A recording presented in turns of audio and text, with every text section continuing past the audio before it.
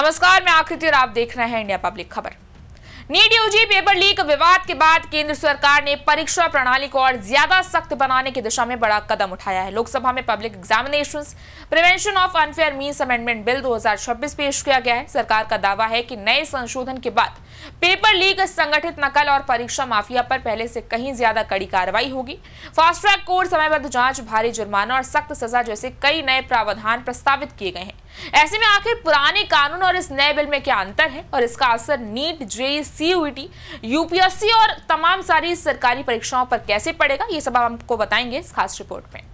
NEET UG paper leak के बाद अब पेपर लीक बिल अब संसद तक पहुंच गया है। दिल्ली के जंतर मंतर पर लगातार प्रदर्शन, परीक्षा प्रणाली पर उठे सवाल और विपक्ष के हमले और सरकार पर बढ़ते दबाव के बीच केंद्र सरकार ने आखिरकार पब्लिक एग्जामिनेशन बिल यानी कि public examinations prevention of unfair means amendment bill 2026 को लोकसभा में पेश कर दिया है। ये वही कानून है जिसे 2024 में पहली बार लागू किया गया था, लेकिन अब सरकार का कहना है कि पेपर लीक माफिया से निपटने के लिए इसे और ज्यादा सख्त बनाना जरूरी हो गया। अब सवाल ये है कि जब 2024 में कानून पहले से मौजूद था तो नया संशोधन क्यों लाया गया? आखिर पुराने कानून में क्या था और अब क्या बदलने जा रहा है? इससे छात्रों पर क्या असर पड़ेगा? आपकी जानकारी के लिए बता दें कि नीट यूजी 2024 और यूजीसी नेट विवाद के बाद केंद्र सरकार ने पब्लिक एग्जामिनेशन बिल 2024 लागू किया था। ये देश का पहला ऐसा केंद्रीय कानून था जिसका मकसद सार्वजनिक परीक्षाओं में पेपर लीक, संगठित नकल, फर्जीवाड़े और परीक्षा माफिया पर कार्रवाई करना था। ये कानून यूपीएससी, एसएससी, एनटीए, रेलवे भर्ती बोर्ड, आईबीपीएस और केंद्र सरकार की अन्य अधिसूचित परीक्षाओं पर लागू हुआ।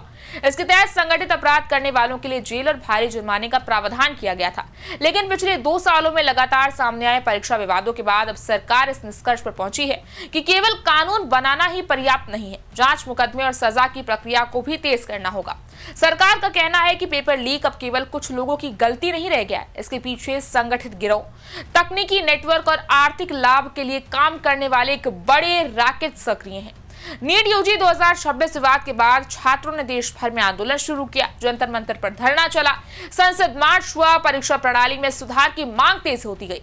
इसी दौरान पीएम नरेंद्र मोदी ने भी परीक्षा प्रणाली को और मजबूत बनाने की बात कही और फास्ट ट्रैक कोर्ट सहित सख्त कानूनी व्यवस्था का संकेत दिया। इसके बाद केंद्रीय मंत्रिमंडल ने संशोधन विधेयक को मंजूरी दी और अब इसे लोकसभा में पेश कर दिया गया है। सबसे बड़ा बदलाव सजा, जुर्माने और मुकदमे की गति में देखने को मिलेगा। 2024 के कानून में सामान्य अपराधों के लिए 3 से 5 साल तक की सजा और 10 लाख रुपए तक का जुर्माने का प्रावधान था। संगठित अपराधों में 5 से 10 साल तक की जेल और कम से कम 1 करोड़ रुपए जुर्माना रखा गया था। लेकिन संशोधन विधेयक में प्रस्ताव है कि गंभीर मामलों में न्यूनतम सजा और अधिक कठोर होगी। कई मामलों में जुर्माने की सीमा बढ़ाकर करोड़ों रुपए तक की जा रही है। संगठित अपराध से जुड़े मामलों में 10 करोड़ रुपए तक जुर्माने का प्रावधान रखा गया है। आपकी जानकारी के लिए बता दें कि पुराने कानून में यह नहीं बताया गया था कि जांच कितने समय में पूरी होगी और अदालत कब तक फैसला सुनाएगी। लेकिन नए संशोधन की सबसे बड़ी विशेषता यही है कि अब सरकार जांच और न्यायिक प्रक्रिया दोनों को समयबद्ध बनाना चाहती है। प्रस्ताव के अनुसार पेपर लीक से जुड़े मामलों की जांच तय सीमा के अंदर पूरी करने का लक्ष्य रखा गया है।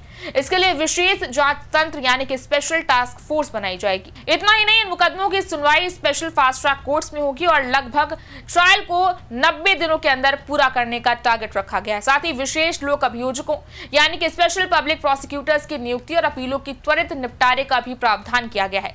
सरकार ने यह स्पष्ट किया है कि कार्रवाई केवल प्रश्न पत्र लीक करने वाले व्यक्ति तक सीमित नहीं रहेगी। यदि किसी परीक्षा एजेंसी, आईटी सेवा प्रदाता, डेटा प्रबंधन कंपनी, परीक्षा केंद्र संचालक या उनके वरिष्ठ अधिकारियों की मिलीभगत सामने आती है तो उनके खिलाफ भी आपराधिक कार्रवाई होगी। यानी अब जिम्मेदारी पूरे परीक्षा तंत्र की तय की जा रही है। वहीं बताते चले कि ये कानून केवल नीट तक सीमित नहीं है। ये एनटीए द्वारा आयोजित NEET, JEE, CUET, UGC NET जैसी परीक्षाओं के अलावा यूपीएससी, एसएससी, रेलवे भर्ती बोर्ड, बैंकिंग भर्ती परीक्षाओं और केंद्र सरकार की बाकी सारी अधिसूचित सार्वजनिक परीक्षाओं पर पूर्णतः लागू रहेगा। इसके साथ ही सरकार ने पिछले कुछ दिनों में कई बड़े प्रशासनिक फैसले भी किए हैं। एनटीए में संस्थागत सुधार शुरू किए गए हैं, शीर्ष अधिकारियों की नियुक्तियां बदली गई हैं, साइबर सुरक्षा, डिजिटल फॉरेंसिक, टेस्ट सेंटर प्रबंधन, साइकोमेट्रिक्स और परीक्षा संचालन के लिए नए स्पेशलिस्ट पद बनाए जा रहे हैं। साथ ही भविष्य में ज्यादा परीक्षाओं को सीबीटी बनाने की दिशा में भी काम चल रहा है। एक्सपर्ट्स की माने तो कठोर सजा जरूरी है, लेकिन केवल कानून से समस्या खत्म नहीं होगी। परीक्षा प्रणाली को सुरक्षित बनाने के लिए मजबूत साइबर सुरक्षा, एन्क्रिप्टेड क्वेश्चन पेपर, डिजिटल निगरानी, परीक्षा केंद्रों का ऑडिट, समयबद्ध जांच और पारदर्शी भर्ती प्रक्रिया भी उतनी ही जरूरी है। इसी वजह से सरकार अब कानूनी कार्रवाई के साथ साथ परीक्षा प्रणाली में भी तकनीकी और संस्थागत सुधारों पर जोर दे रही है। बहरहाल लोकसभा में विधेयक पेश हो चुका है, अब इस पर संसद में चर्चा होगी और अगर दोनों सदनों से ये पारित होकर राष्ट्रपति की मंजूरी प्राप्त कर लेता है तो संशोधित कानून पूरे देश में लागू हो जाएगा। सरकार का दावा है कि इससे पेपर लीक जैसे संगठित अपराधों पर कड़ी रोक लगेगी और छात्रों का भरोसा सार्वजनिक परीक्षाओं पर दोबारा मजबूत होगा। हालांकि इसकी असली सफलता इस बात पर निर्भर करेगी कि नए कानून का इम्प्लीमेंटेशन कितनी ज्यादा सख्ती और ट्रांसपेरेंसी के साथ किया जाता है। इस बारे में आपकी क्या राय है, आप हमें कमेंट सेक्शन में लिखकर जरूर बताएं। इस वीडियो को लाइक करें, शेयर करें, चैनल को सब्सक्राइब करें। शुक्रिया।